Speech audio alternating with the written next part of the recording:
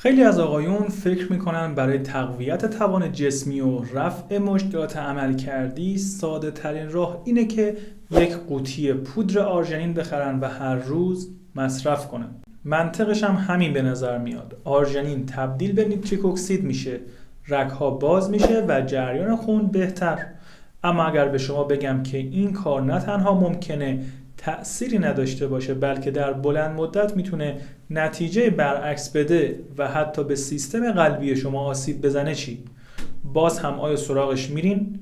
امروز میخوام درباره یک اشتباه رایج صحبت کنم که خیلی ها در سکوت مرتکبش میشن و جایگزین‌های فوق‌العاده‌ای رو معرفی میکنم که احتمالاً همین حالا توی آشپزخونه‌تون پیدا بشه اما از قدرت واقعیشون خبر نداشته باشین. پس اگر میخواین بدونین چرا آرژنین میتونه دشمن شما باشه و چه پودرهای طبیعی و ارزون قیمتی وجود دارن که واقعاً جریان خون رو توی بدنتون متحول میکنن، این ویدیو دقیقاً برای شما هست.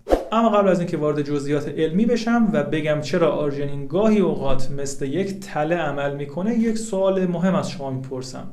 تا به حال برای تقویت انرژی یا بهبود گردش خون خودتون مکمل خاصی رو مصرف کردین؟ تجربتون چی بوده؟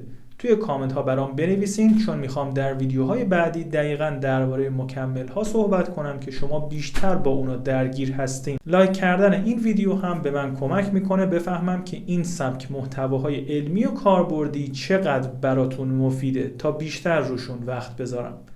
بسیار خوب، بیایم با این حقیقت تلخ شروع کنیم. بدن اکثر آقایون اصلاً کمبود آرژنین نداره.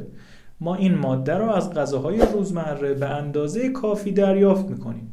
وقتی شما بیش از حد نیاز بدنتون پودر یا کپسول آرژنین مصرف میکنین، بدن نمیدونه با این مقدار اضافه چیکار باید بکنه. در نتیجه به جای اینکه اون رو به نیتریک اکسید تبدیل کنه، اون رو به ماده‌ای به نام ADMA تبدیل میکنه. این ماده دقیقاً مثل یک سد عمل میکنه و جلوی تولید نیتریک اکسید رو در بدن میگیره. یعنی با دست خودتون جاده‌ای رو که قرار بوده باز بشه مسدود میکنین. این اتفاق در دراز مدت میتونه به دیواره رگ‌ها آسیب بزنه و حتی ریسک مشکلات قلبی رو هم بالا ببره.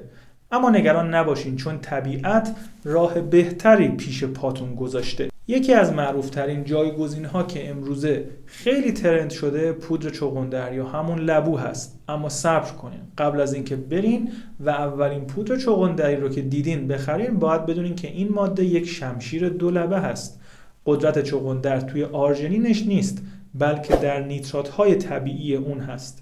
این نیترات ها وقتی با بزاق دهنتون تماس پیدا میکنه، توسط باکتری های مفید زبان فعال میشه و مستقیم به نیتریک اکسید تبدیل میشه. یعنی دقیقاً همون مسیری رو طی میکنه که آرژنین در اون شکست خورده. اما یک نکته حیاتی که قول داده بودم به اون اشاره کنم اینه که چغندر سرشار از ماده‌ای به نام اگزالات هست.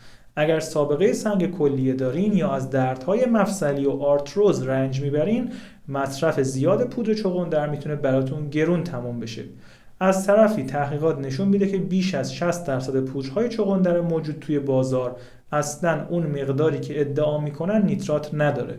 پس راه حل چیه؟ کمی جلوتر پودر گیاهی رو معرفی میکنم که هم از چغندر قوی تره و هم اون خطرات کلیوی رو نداره.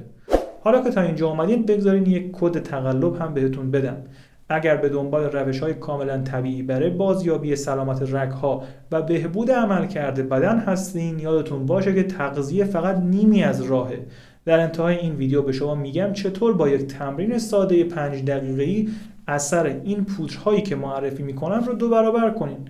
پس حتما تا انتهای ویدیو همراه هم باشین، چون این تکه از پازل بسیار مهمه. اما بریم سراغ قهرمان‌های گمنام دنیای سلامتی آقایون، پودر آروگولا و پودر کرفس. شاید تعجب کنین، اما آروگولا از نظر تراکم نیترات حتی از چغندر هم رتبه بالاتری داره. نکته طلایی اینجایی که نه آروگولا و نه کرفس اون سطح خطرناک اگزالات رو ندارن. یعنی شما میتونید بدون نگرانی از سنگ کلیه و التهاب مفاصل از اون مصرف کنین. پودر کرفس علاوه بر کمک به جریان خون حاوی ماده‌ای به نام آپیژنین هم هست.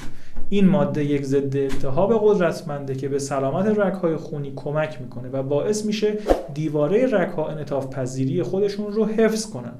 وقتی رگ‌ها منعطف باشن، خون با فشار کمتری حرکت میکنه و اکسیژن رسانی به عضلات و تمام بخش‌های بدن به بهترین شکل خودش انجام میشه.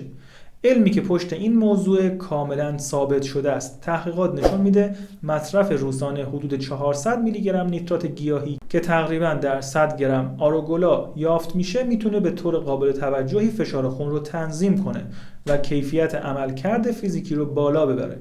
شاید بگین طعم این پوچ‌ها چندان جالب نیست. کاملا هم حق با شماست. پیشنهاد من اینه که این پوچ‌ها رو توی اسموتی‌های صبحانه یا همراه با کمی آب میوه طبیعی میل کنین. با این کار نه تنها طعم بهتری نصیبتون میشه، بلکه آنتی اکسیدان‌های موجود توی میوه‌ها هم به جذب بهتر نیترات کمک میکنه. ترکیب نیترات گیاهی با ویتامین C مثل سوخت جت برای رگ‌های شما عمل میکنه. یک لحظه فکر کنین، به جای اینکه کلی هزینه صرف مکمل‌های شیمیایی با عوارض ناشناخته بشه، با اضافه کردن چند قاشق از این پوچ‌های گیاهی یا حتی مصرف نسخه تازه اونا دارین زیرساخت بدنتون رو تعمیر میکنین. این یک تغییر موقت نیست، این یعنی جوانسازی رگ‌ها. اما یک نکته بسیار مهم باقی مونده.